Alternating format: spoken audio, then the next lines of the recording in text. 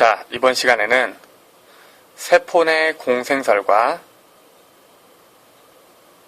원핵세포, 진핵세포에 대해서 배워보도록 하겠습니다. 원핵세포, 진핵세포를 이해하기 전에 일단 생명체들을 나누는 생물학적인 기준에 대해서 얘기를 할 텐데요. 그 생물학적인 기준 중에서 가장 상위 개념에 있는 게 이 개라는 개념입니다. 이 개는 총 5개가 있고요. 동물계, 식물계, 균계, 원생생물계, 원핵생물계로 나뉘어집니다. 그 중에서 동물계, 식물계, 균계, 원생생물계를 우리는 진핵생물이라고 부르고 원핵생물계를 원핵생물이라고 부릅니다. 동물계는 여러분이 잘 알고 있는 대부분의 동물들을 지칭하고요. 식물계는 대부분의 식물들을 얘기를 하는 거죠. 그리고 균계는 이름에서는 마치 세균일 것 같은 느낌이 들긴 하는데 균계는 곰팡이와 버섯들을 지칭합니다. 그리고 원생생물계는 집신벌레나 아메바 같은 이런 단세포 진핵생물들을 지칭하는 구분이고요. 그리고 원핵생물계는 우리가 잘 알고 있는 세균들을 원핵생물이라고 보시면 되겠습니다. 이때 동물계, 식물계, 균계, 원생생물계 이 4개를 묶어서 진핵생물이라고 부르고 원핵생물계를 원핵생물이라고 부릅니다. 그렇다면 무엇이 진핵생물이고 무엇이 원핵생물이냐? 진핵생물은 진핵세포로 되어 있는 생물을 진핵생물이라고 합니다. 그리고 원핵생물은 원핵세포로 되어 있는 생물을 원핵생물이라고 합니다. 이때 원핵생물과 진핵생물의 이름에서 어느 정도 감을 잡을 수 있다시피 원핵생물은 원시적인 형태의 세포를 가지고 있고요. 진핵생물은, 즉 진핵세포로 되어 있는 진핵생물은 좀 더 진화된 형태의 세포를 가지고 있습니다. 즉 원핵생물이 진핵생물로, 그러니까 원핵세포가 진핵세포로 진화했다라는 것을 이 이름에서 어느 정도 보여주고 있는 거죠. 그렇다면 원핵생물과 진핵생물의 차이점을 먼저 알아보도록 하겠습니다. 원핵생물은 진핵생물과 가장 큰 차이점이 있는데요. 우리가 어떤 생물의 세포를 관찰하게 되면 염색체들이 모여 있어서 염색이 잘 돼서 눈에 확 들어오는 까만 점이 하나 보이죠. 그게 바로 세포의 핵입니다.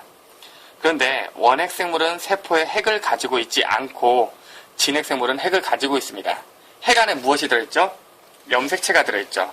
그리고 여러분 잘 아시다시피 염색체에는 염색사가 있고 그 염색사는 히스톤 단백질에 DNA가 감겨있는 모양을 하고 있습니다. 즉 DNA가 핵 안에 있다는 얘기죠. 근데 원핵생물은 핵이 없다 그랬죠. 그렇다면 핵이 없기 때문에 핵 안에 있는 DNA도 없을까요? 그건 아니죠. DNA가 존재하긴 합니다. 다만 핵이라는 어떤 구분된 공간이 아니라 그냥 세포질 내에 넓게 퍼져 있는 그런 형태라고 보시면 될 것 같아요. 즉 DNA는 똑같이 존재하나 핵과 핵이 아닌 세포질을 구분해주는 막이 있냐 없냐를 보고 우리는 원핵생물과 진핵생물을 구분을 하는 겁니다. 자, 원핵생물의 가장 큰 특징, 핵과 세포질을 구분지어주는 막, 그 막의 이름이 핵막인데요. 원핵생물은 핵막이 없습니다.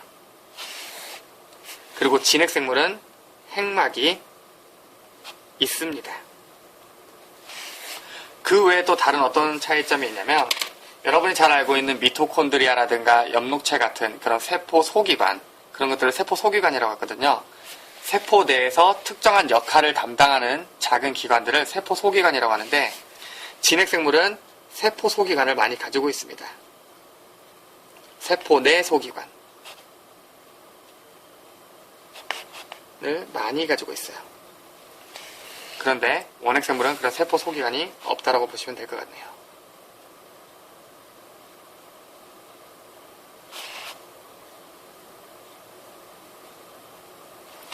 그렇다면 이 원핵생물에서 진핵생물로 진화를 해서 이렇게 변했다는 건데 이 진화 과정이 어떤 식으로 이루어졌는지를 한번 생각을 해봅시다. 진핵생물은 가장 대표적인 세포 소기관 어떤 것들을 가지고 있죠? 미토콘드리아나 엽록체를 가지고 있죠. 그리고 아까 얘기한 것처럼 원핵생물과 진핵생물의 가장 큰 차이가 뭐였죠? 바로 핵막이 있다 없다라는 것이었습니다. 그렇다면 일단 핵막이 어떻게 해서 생겨나는지를 먼저 생각을 해보도록 합시다. 핵막.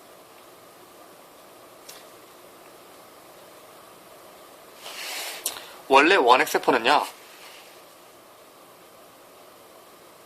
세포막이 있고 그 안에 세포질이 있죠. 그리고 세포질 안에 DNA가 이렇게 존재하고 있었습니다. 그런데 이 원핵세포의 세포질이 안쪽으로 함입되어 들어갑니다. 세포질에 있는 그 세포질을 둘러싸고 있는 세포막이 안쪽으로 이런 식으로 함입되어 들어갑니다. 이런 식으로 함입되어 들어가고 이런 식으로 함입되어 들어갑니다. 물론 이 안에는 DNA가 여전히 존재하고요. 그리고 이 함입되어 들어간 세포막이 형태가 변해서 DNA를 둘러싸게 됩니다. 선생님이 그림에 좀 소질이 없는 관계로 좀 어렵네요. 눈치채신 분도 있겠지만 아까 잠시 멈춰놓고 화이트로 저 그은 모습 보이시죠? 이런 식으로 형태가 변하면서 DNA를 둘러싸게 됩니다.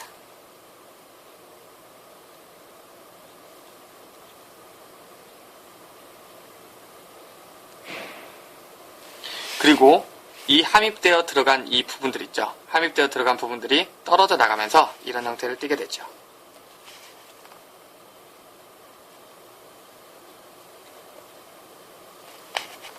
DNA를 감싸고 있는 하나의 막이 형성이 됩니다.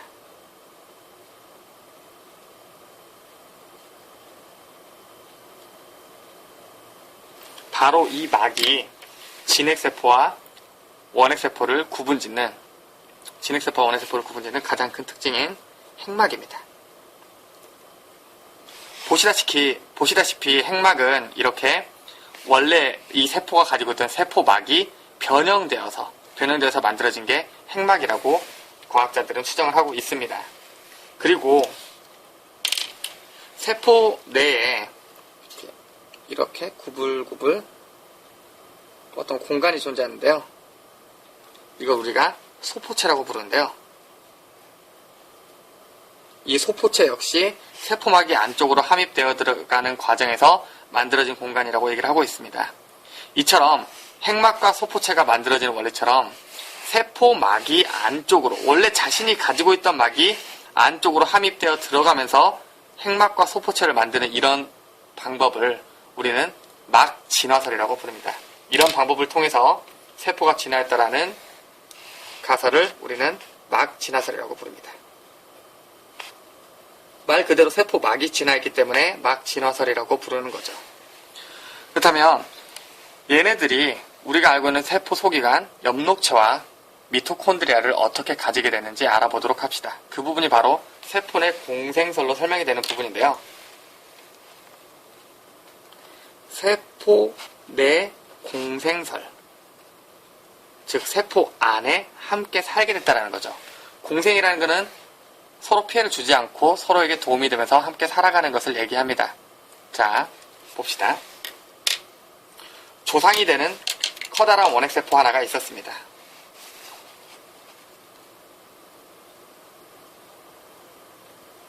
이 원핵세포 주위에는 유기호흡 종속 영양생물이 존재했죠.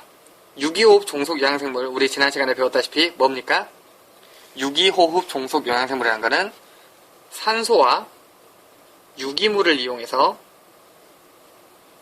에너지를 얻고 그리고 이산화탄소와 물을 노폐물로서 버리는 얘가 바로 유기호흡 종속 영양생물이죠. 그렇죠? 이 유기호흡 종속 영양생물을 이 거대한 원핵세포가 잡아먹습니다.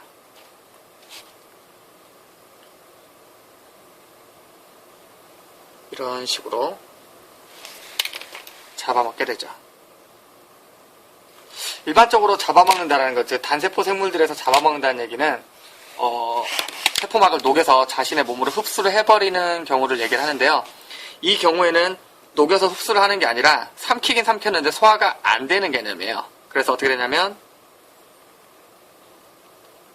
세포 안에 이 세포에 핵은 좀 그려주도록 할게요.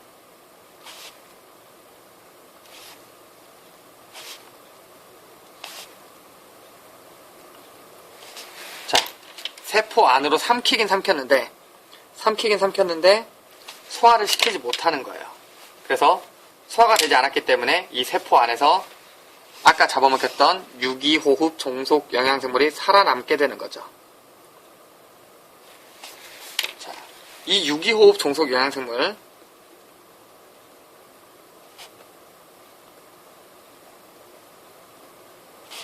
이 유기호흡 종속 영양생물이 살아남았습니다. 살아남았으면 본인이 원래 하던 자신의 역할을 계속해서 수행을 하겠죠. 그렇다면 어떤 역할을 수행할까요? 유기호흡 종속 영양생물은 산소와 유기물을 이용해서 에너지를 얻고 이산화탄소와 물을 노폐물로서 방출한다 그랬죠. 즉, 이 안에 들어가서도 그 역할을 하는 겁니다. 산소와 유기물을 이용해서 에너지를 얻고 노폐물을 방출하는 거죠. 그런데 그 에너지를 이 잡아먹힌 유기호흡 종속 영양생물만 쓰는 것이 아니라 얘를 잡아먹은 애가 함께 쓰게 되는 거죠. 즉, 얘는 이 큰 원핵세포는 이 작은 유기호흡 종속 영양생물이 살아갈 수 있는 공간을 마련해주고, 그리고 이 유기호흡 종속 영양생물은 자신이 만든 에너지를 이 큰 원핵세포가 사용할 수 있게 해줌으로써 서로 공생관계가 성립되는 겁니다. 이 유기호흡 종속 영양생물은 나중에 시간이 지나면서 여러분이 잘 알고 있는 우리 몸 안에서 호흡, 즉 유기물과 산소를 통해 에너지를 얻어내는 이 호흡을 담당하는 미토콘드리아가 되게 됩니다. 그리고 이 미토콘드리아를 가진 진핵세포는 훗날 동물세포의 기원이 되죠. 자, 그리고 이뿐만 아니라 다른 녀석도 잡아먹을 수가 있겠죠. 이번에는 어떤 녀석을 잡아먹냐? 바로 광합성을 할 수 있는 독립 영양생물을 잡아먹습니다. 가장 대표적인 예로 남세균이 있었죠. 이 남세균을 얘가 또 입을 쩍 벌려서 잡아먹습니다. 아까 잡아먹은 미토콘드리아는 여기 그대로 있다고 하고요.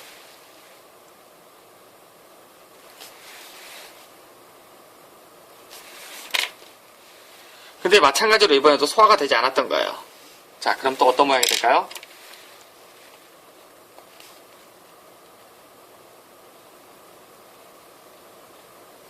삼키긴 삼켰지만 소화되지 않고 그 안에서 살고 있게 되겠죠. 그래서 미토콘드리아는 아까 먹었으니까 그대로 두고요. 여기 이 안에 독립영양생물이 함께 살게 되는 겁니다.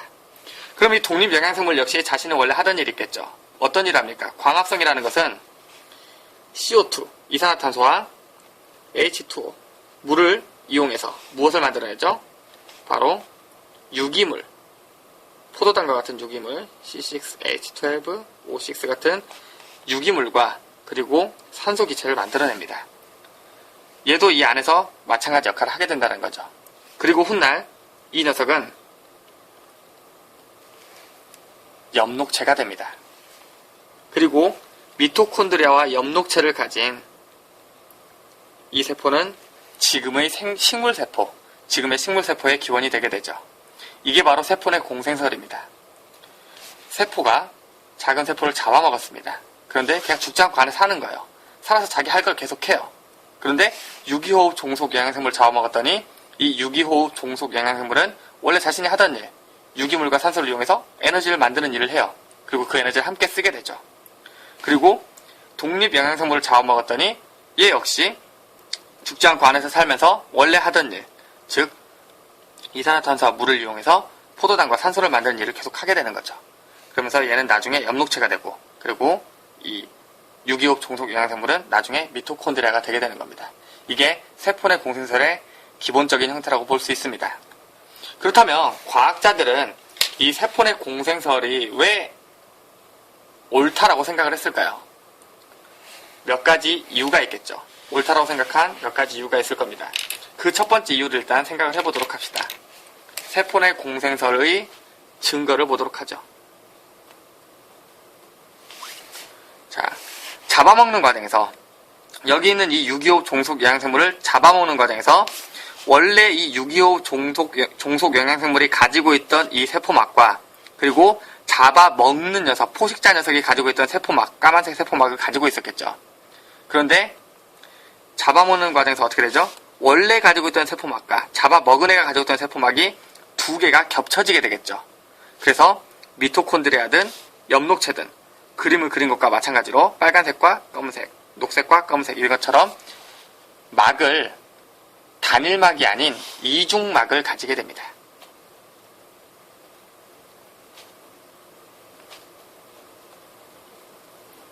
그리고 보시다시피 여기 있는 이 원핵세포를 잡아먹었고 이 원핵세포, 유기호 종속 영양생물 이 원핵세포의 세포막은 이중막 중에서 안쪽에 있는 막이죠.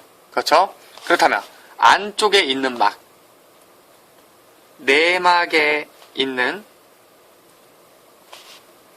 효소 혹은 그 안쪽에 있는 리보솜 이런 것들은 원핵세포의 성질을 가질까요? 진핵세포의 성질을 가질까요? 원핵세포를 잡아먹은 게 안쪽에 들어갔잖아요. 그러니까 내막에 있는 효소나 리보솜은 원핵세포의 것과 비슷합니다. 성질이. 원핵세포와 성질이 비슷합니다.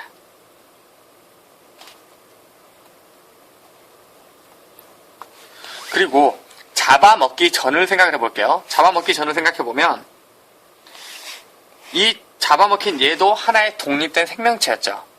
생명체라는 거 규정지었던 게 우리가 예전 시험범위에서 배웠던 것처럼 생명체라는 것은 세포로 구성되어 있고 자신의 DNA를 가져서 자기 복제와 물질 대사가 가능한 녀석들을 생명체라고 했습니다. 근데 이 생명체였던 독립된 생명체였던 녀석이 안으로 들어왔지만 죽지 않았죠. 그럼 얘가 원래 가지고 있던 DNA 그대로 남아있겠죠. 그래서 이 미토콘드리아와 엽록체는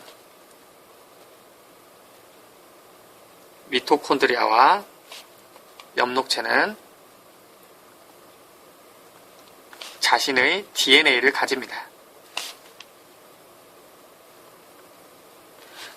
자신의 DNA를 가지며 DNA를 가지고 가만히 있지는 않겠죠. DNA가 있는 이유가 뭡니까?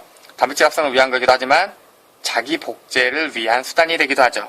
그래서 미토콘드리아와 엽록체는 이 세포 내에 있지만 자신만의 DNA를 가지고 그리고 생명체의 가장 중요한 특징인 자기 복제가 가능합니다.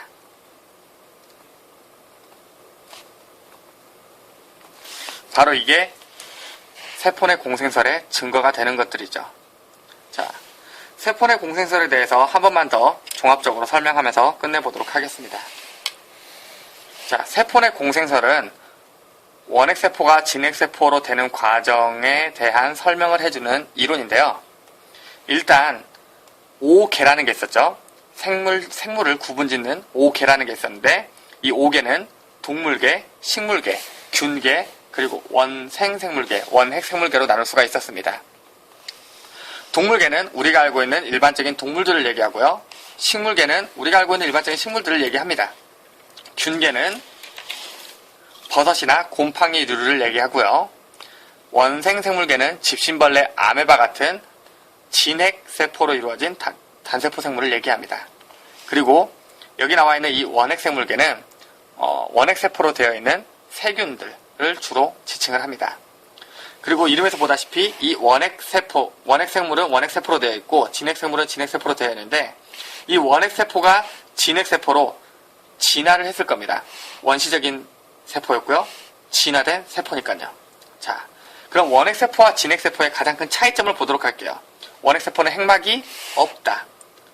즉 DNA를 감싸주고 있는 세포질과 핵 안쪽을 구분지어줄 수 있는 핵막이 없다. 진핵세포에는 핵막이 있다. 그리고 세포 내 소기관들은 진핵생물에 더 많이 이렇게 존재하고 있다라는 거. 이걸 알 수가 있죠. 그럼 어떻게 해서 이런 것들이 만들어졌을까? 핵막이 만들어질 때는 원래 자신이 가지고 있던 막이 안쪽으로 함입되어 들어오면서 DNA를 감싸서 만들어졌다고 얘기를 합니다. 이 소포체가 만들어지는 방식도 유사하고요. 이처럼 자신의 막이 변해서 만들어졌기 때문에 이 이론을 우리는 막 진화설이라고 부르죠. 그리고 미토콘드리아, 호흡에 사용되는 미토콘드리아와 광합성에 사용되는 그 엽록체 같은 경우에는 다른 방법으로 설명을 하는데, 호흡을 하는, 즉 유기호흡 종속 영양생물을 원핵세포가 삼켰는데 소화시키지 못하고 같이 살게 돼서 그게 나중에 미토콘드리아가 되고, 그리고 광합성을 하는 독립 영양생물을 삼켰는데 소화시키지 못하고 안쪽에서 같이 살면서 훗날 걔는 엽록체가 되고, 그러므로 인해 그런 과정을 통해서 원핵세포가 진핵세포로 진화하게 되었다라는 이론이 세포 내 공생설입니다. 이러한 세포 내 공생설을 주장하는 증거는 이렇게 작은 원핵세포를 삼키는 과정에서, 안쪽으로 끌어당기는 과정에서 어쩔 수 없이 이중막 구조를 가질 수밖에 없다는 게 가장 중요한 증거 중에 하나가 되고요. 그 중에서 안쪽에 있는 막은 원핵세포를 우리가 잡아먹었기 때문에 안쪽에 있는 막은 효소나 리보솜 이런 것들이 원핵세포의 것과 성질이 비슷하다는 게 증거가 됩니다. 그리고 미토콘드리아와 엽록체는 원래 잡아먹히기 전까지는 각각의 독립된 생명체였기 때문에 자신만의 DNA를 가지고 있고 그 DNA를 통해 자기 복제가 가능하다는 것이 밝혀졌고, 이것이 세포 내 공생설의 증거가 됩니다. 자, 이번 시간에는 세포 내 공생설에 대해서 간단하게 해봤고요. 다음은 무엇이 유전물질인지 밝혀내는 그리피스와 에이버리의 실험에 대해서 한번 해보도록 하겠습니다.